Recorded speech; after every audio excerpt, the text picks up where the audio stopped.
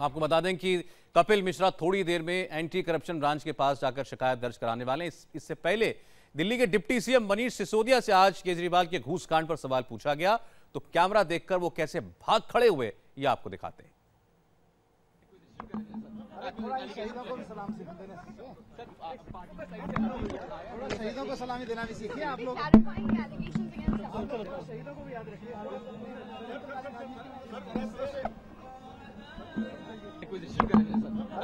शहीदों को भी सलाम देना सीखिए, शहीदों को सलामी देना भी सीखिए आप लोग, शहीदों को भी याद रखिए। शहीदों को भी सलाम देना सीखिए,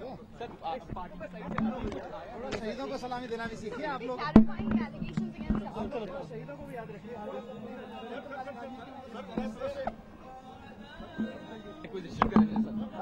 शहीदों को भी सलाम देना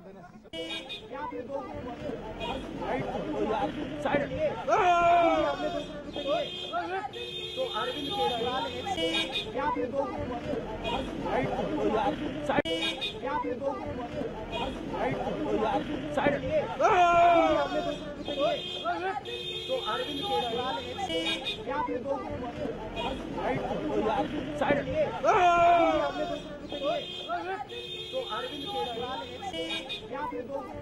ये थे अरविंद केजरीवाल। और इससे पहले आपने देखा मनीष सिसोदिया को। बड़े बड़े लोगों पर आरोप लगाने वाले आज उनसे कोई जवाब देते नहीं बन रहा है। हम चलते हैं कुमार कुंदन के पास, कपिल मिश्रा के घर के बाहर वो इस वक्त मौजूद हैं। कपिल, कितनी देर में रवाना होंगे यहां से कपिल मिश्रा, और क्या और कोई बात हो पाई उनसे?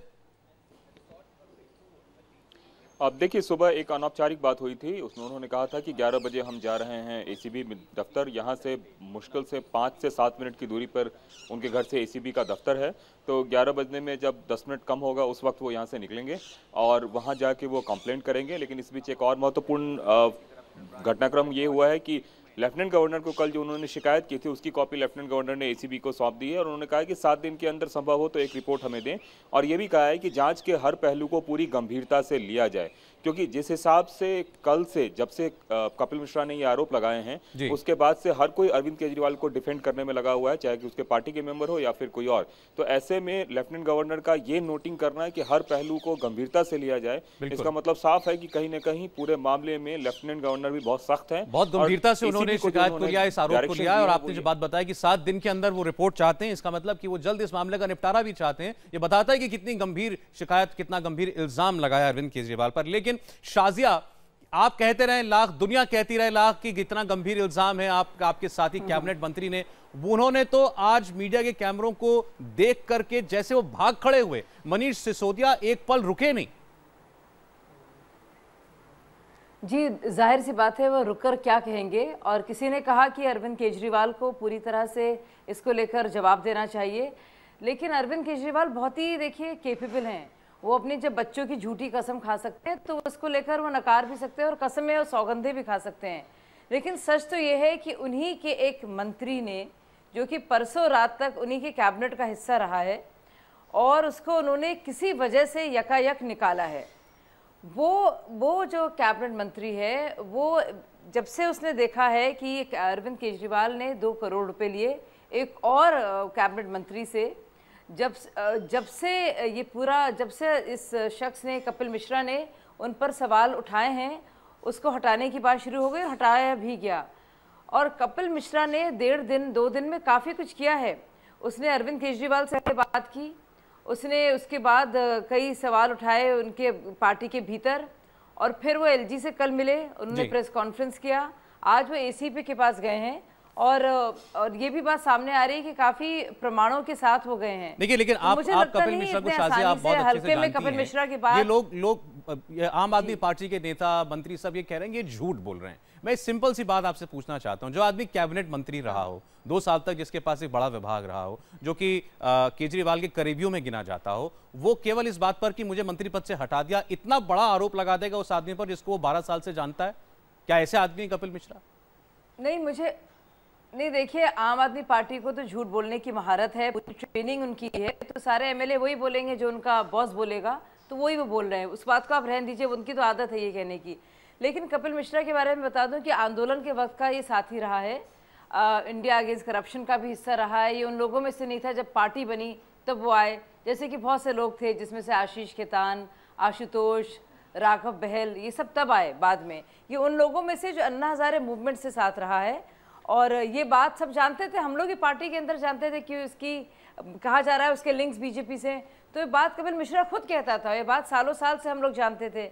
और ऐसा भी हो सकता है कि शायद उसने देखने के बाद ये पूरा रिश्वत या पैसे का मामला, पैसों 2 करोड़ रुपए नोटों का लेन देन होते बाद जब इसने बहुत ही मुश्किल सवाल केजरीवाल के समक्ष रखे जी, तो शायद तब उसको हटाने का फैसला लिया गया हो। ठीक है, तो जो मुझसे आप आदमी पार्टी के जो जी एक बार जरा हम एसीबी के दफ्तर चलते हैं, वहां पर जितेंद्र शर्मा है।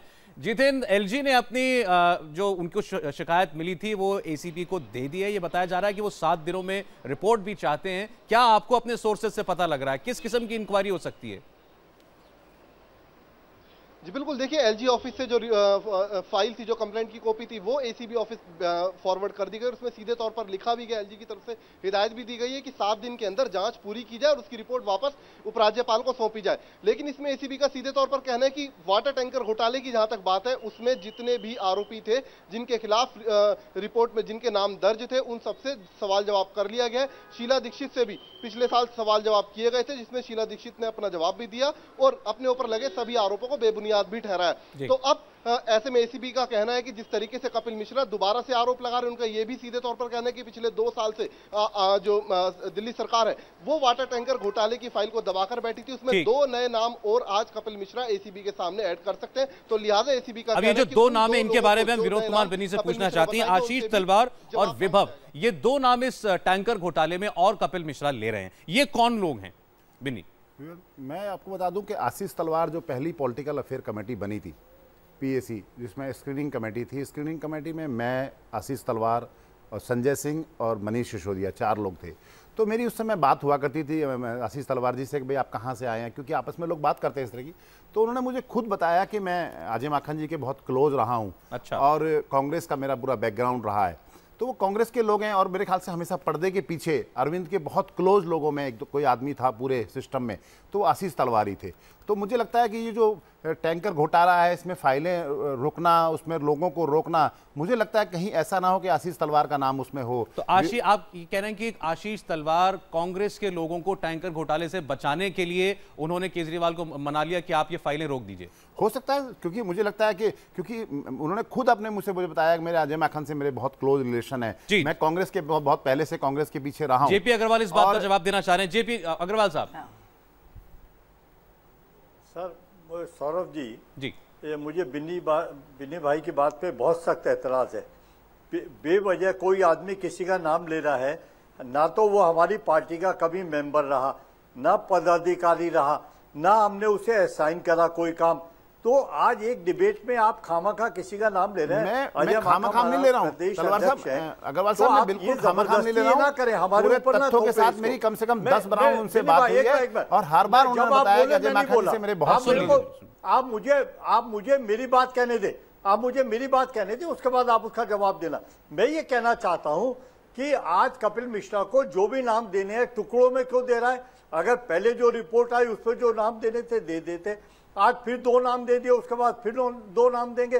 तो सबसे पहले तफ्तीश जो होनी चाहिए वो कपिल मिश्रा की होनी चाहिए कि वो क्या कहना चाहते हैं, क्या वो स्थिर हैं या नहीं है। अच्छा ये बताइए, अग्रवाल वो सही है गलत है, कपिल मिश्रा का इल्जाम मोटिवेटेड है। कपिल मिश्रा का इल्जाम ये है कि मैंने आने के बाद 1 महीने के अंदर टैंकर घोटाले की रिपोर्ट मेरे पास आ चुकी थी, लेकिन पहले मुझे कानून मंत्री के पद से हटा दिया गया जब मैंने कहा कि इस पर आप जांच करवाइए, और अब उसके बाद 1.5 साल से उस पर कोई कार्रवाई नहीं हुई।